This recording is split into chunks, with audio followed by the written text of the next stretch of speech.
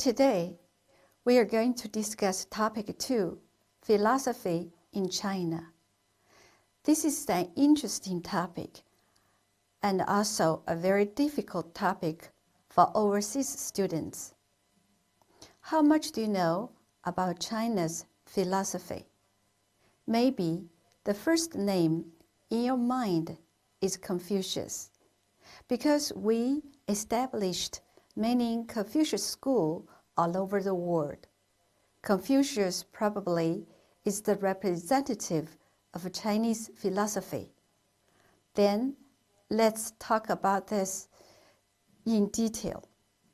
Chinese philosophy is the collective designation for the various schools of the thought.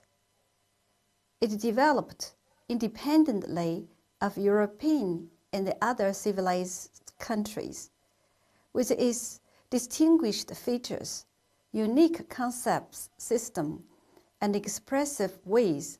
Chinese philosophy has become one of the 3 philosophies in the world, the other 2 being Western philosophy and Indian philosophy. Chinese philosophy has developed over several thousand years.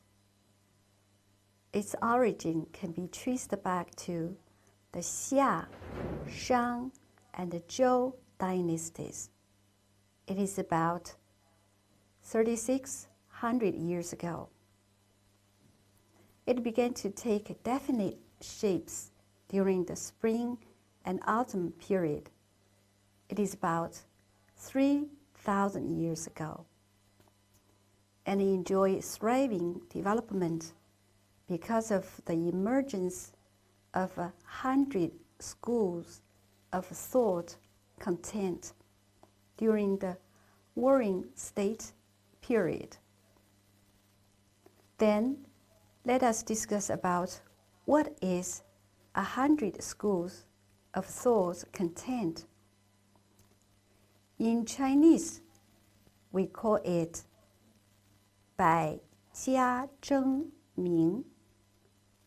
The spring and autumn and warring states period were a time of great social change, stimulating various schools of thought such as Confucianism, legalism, Taoism, and Moism, and scholars wrote lectures, debates vigorously, creating a lovely academic environment later described as 100 schools of thought content. For the development of ancient Chinese philosophy, I'd like to introduce the following 6 periods. First, the philosophy in pre-Qin times. Second, the orthodox philosophy during the Han Dynasty. Third, metaphysics during the Wei and the Jin Dynasty.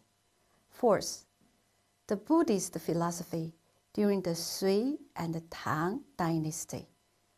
Fifth, newer Confucianism in Song and the Ming Dynasty. Sixth, application philosophy in the Ming and the Qing Dynasty. Then let's turn to the development of ancient Chinese philosophy. We learn some history about Chinese philosophy. The first period is philosophy in pre-Qin times. For this period, we just focus on Confucianism. Who is Confucius, and what is philosophy? Confucius' Chinese name is Kongzi, alias Zongni. He was born in 551 BC and died in 479 BC. He was regarded as a great ancient thinker, educator, and founder of Confucianism. It is said he was a very tall man, over 2 meters by today's measurements, but not a very good-looking man. Then, what is Confucianism about? Confucianism is a school of thought represented by Confucius and Mencius. Who is Mencius? Mencius was also a famous philosopher during the Spring and Autumn and the Warring States period. He was born in 372 BC and died in 289 BC. He continued and developed Confucius philosophy later and made a great contribution to Confucianism. The school of Confucianism takes the teachings of Confucius as its core thought and regards the words and deeds of Confucius as its highest code of behavior. It advocates benevolence, justice, allegiance, and forbearance, the doctrine of golden means, and values the ethical relations of man. It emphasizes the importance of family and the societal order. Children must respect and dutiful to their parents. Younger must obey the elder. The junior must follow the senior. The servant must serve their rulers. What is the influence of Confucius in China and all over the world? We should say the influence of Confucianism is so predominant or well known that the word Confucian can directly represent traditional Chinese life and culture. Confucianism is not confined to China. Neighboring countries, such as Japan and Vietnam, also embrace Confucianism in their traditional life and culture. The next important figure in Chinese philosophy should be Lao Tzu, the founder of Daoism. Who is Lao Tzu and what is Daoism? Let's discuss them. Lao Tzu was born in 571 BC and died in 471 BC. It is said Lao Tzu had a very long life, about 100 years. The comment for Lao Tzu is like this.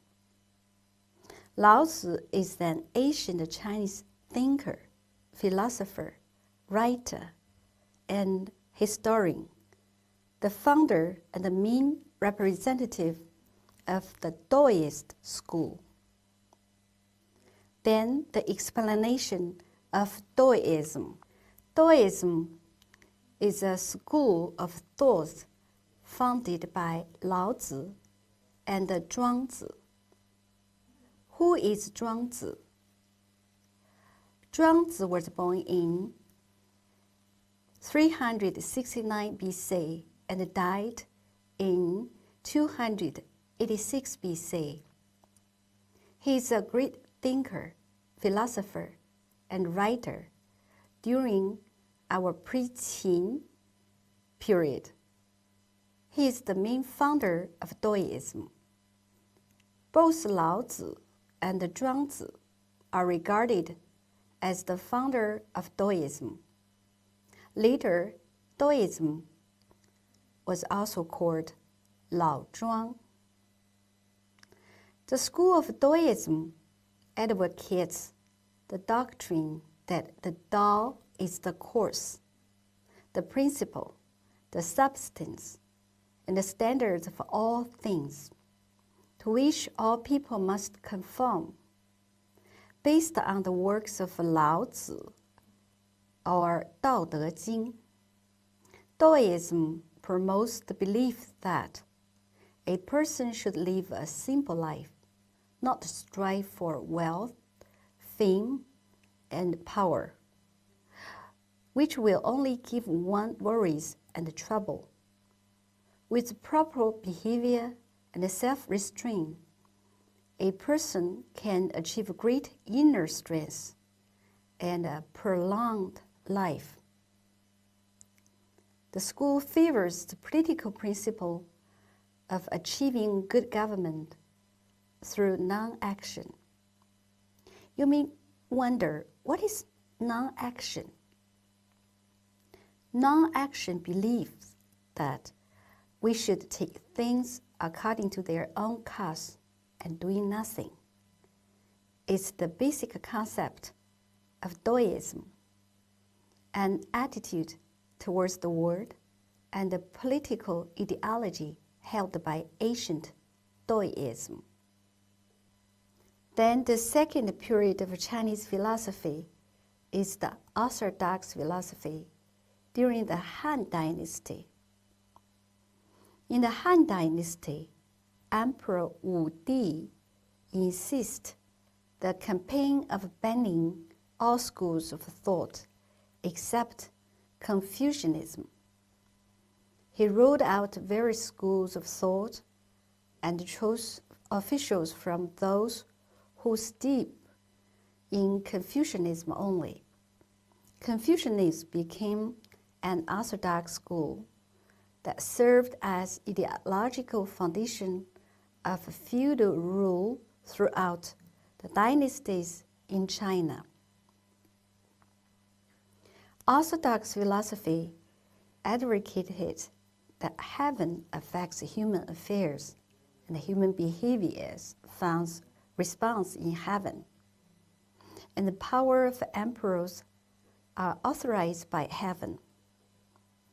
Natural disasters are heaven's punishment and the condemnation of human behavior. However, human moral conduct and the political and the social upheaval in turn will affect changes in heaven.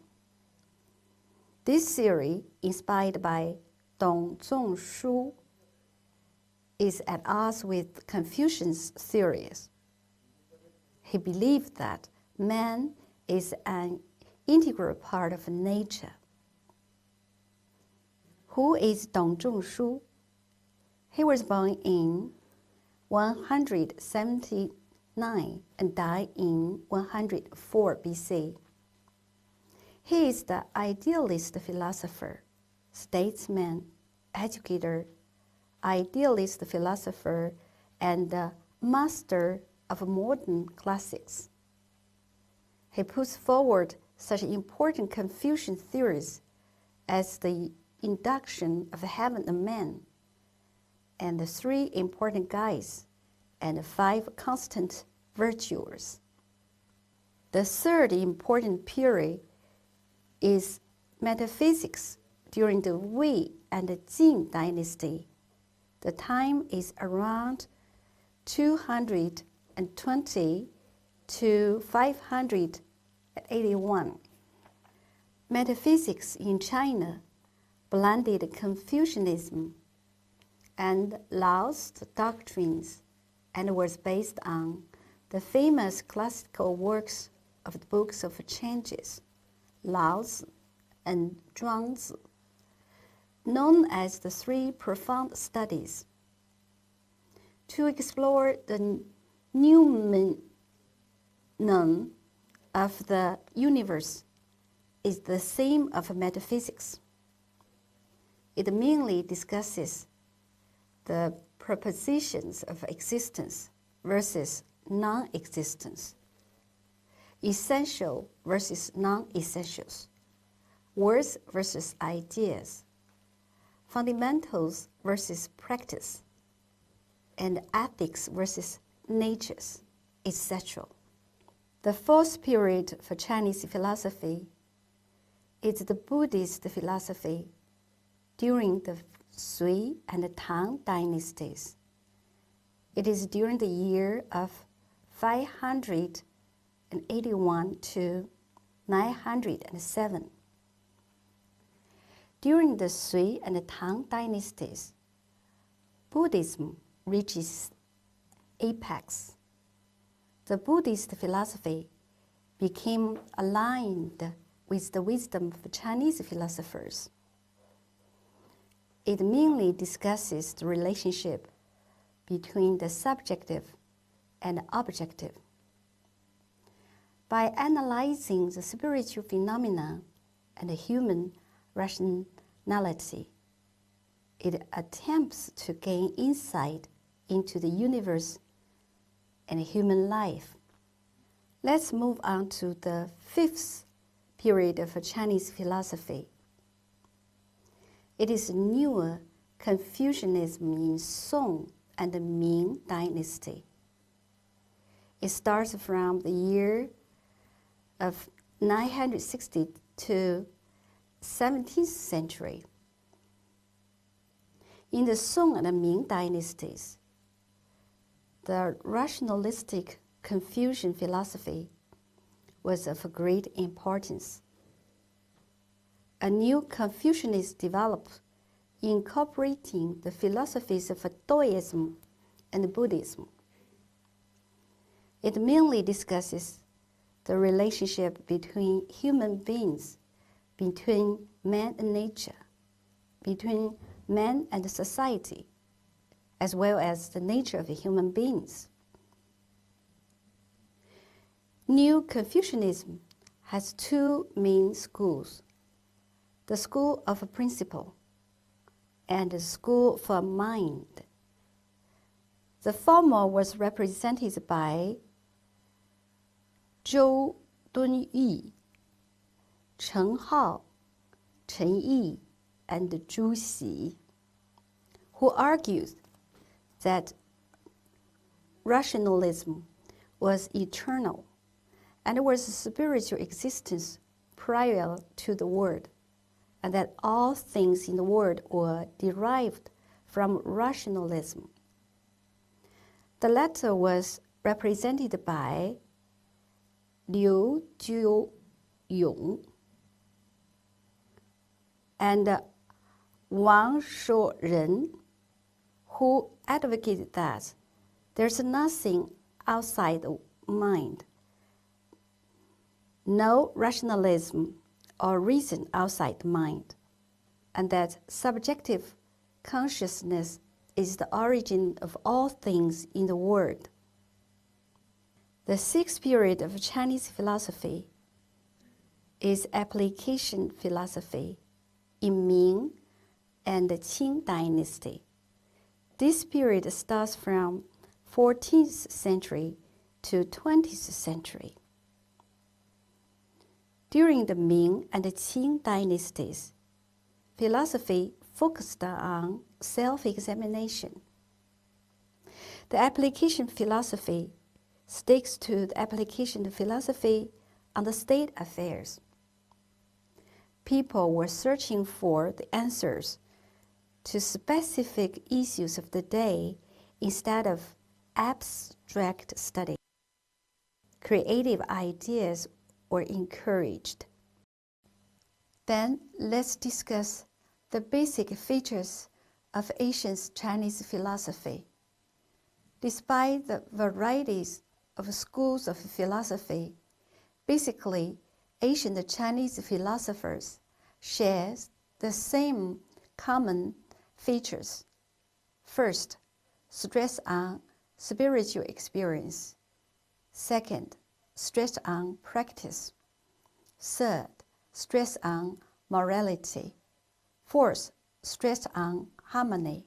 Fifth, stress on intuition. The first feature is stressed on spiritual existence. ancient Chinese philosopher studies different kinds of philosophical problems based on reality and experience, but all of them paid attention to the study of existence. For example, Confucianism's knowledge of life through disposition and consciousness, Taoism's search for spiritual freedom, and Buddhism, nirvana, all reflect their pursuit of complete spiritual happiness. The second feature is stress on practice. One of the most important questions that ancient Chinese philosophers were concerned with was the relation between knowledge and practice.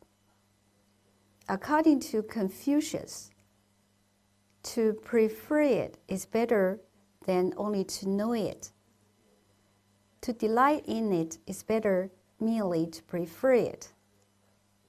In Chinese we say, 知之者不如好之者，好之者不如乐之者. To delight in it means to put it into practice and gain pleasure from it. The third feature is stressed on morality. Essentially, every school of ancient Chinese philosophy was a kind of a moral philosophy.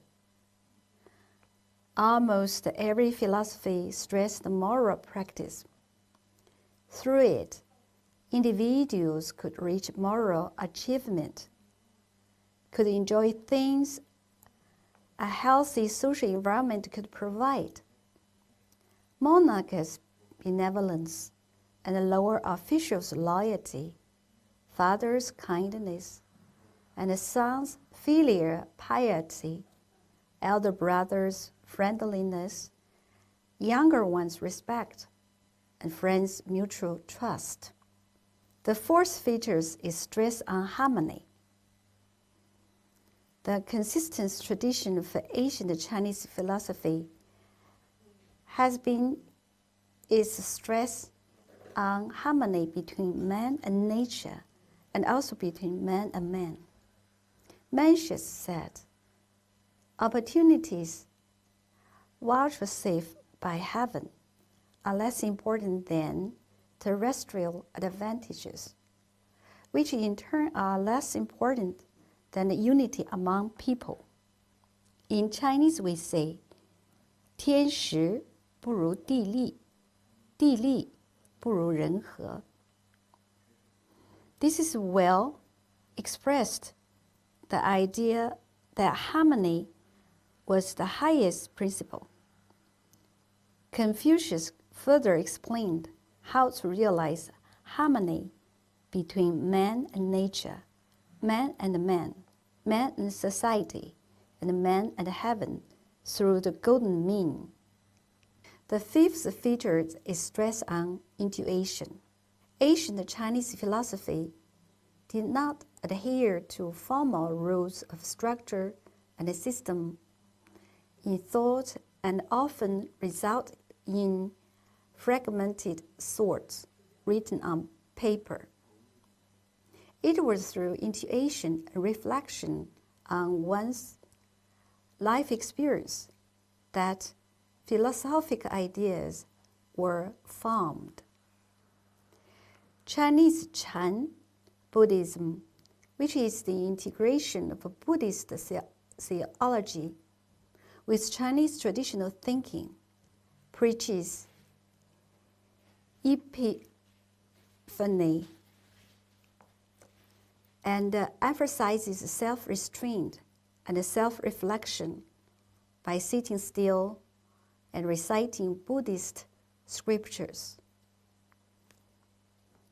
In terms of characteristics of Chinese ethics and morality, I'd like to discuss the following 3 points: seeking harmony and maintaining equilibrium, collectivism over individualism, spiritual life over material life.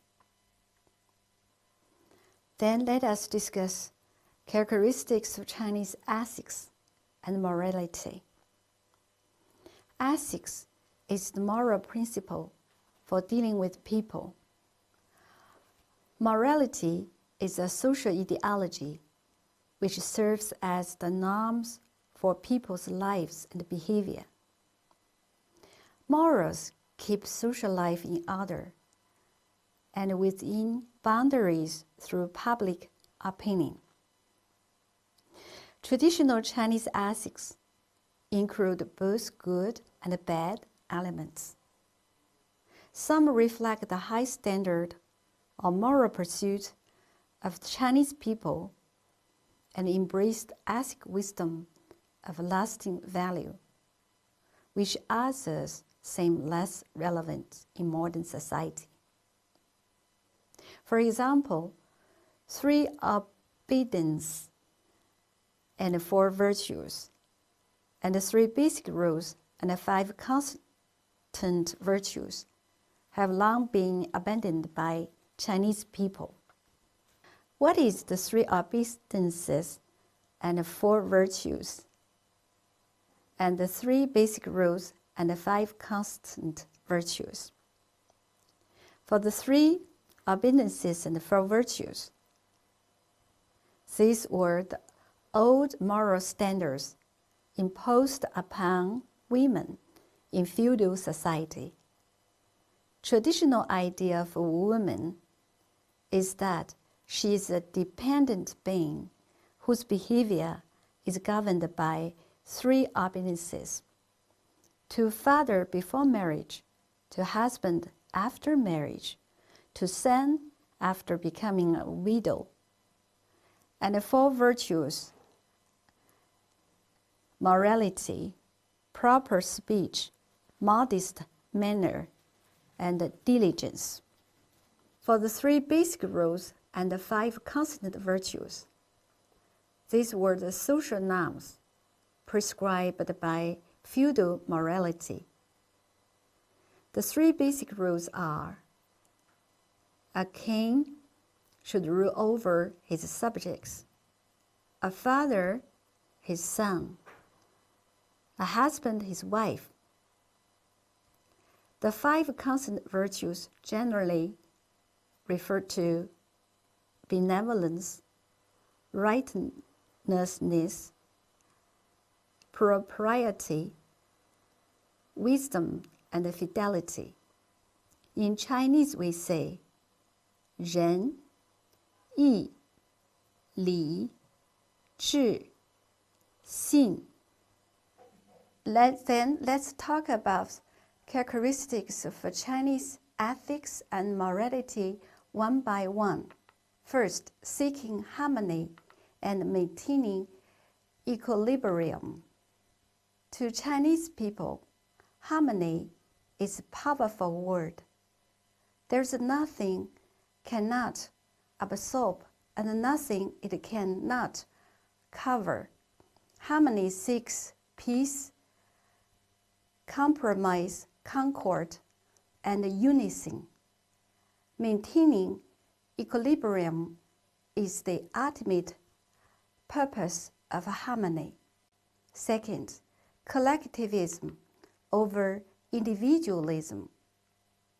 Traditional Chinese value attach great importance to collective interest, the interest of society, the country, and the family has always been given priority, which that of locality, the part, and the individual is sometimes ignored. An individual's value can be realized only within society as a whole, as that is the groundwork of one's existence. Third, spiritual life over material life. Chinese people advocate morality in their behavior. Self-cultivation in morals is emphasized and is considered to be more important than one's material pursuit. This is fully characterized by showing filial obedience, being amiable to others, representing ordinary people, and appreciating moral conducts.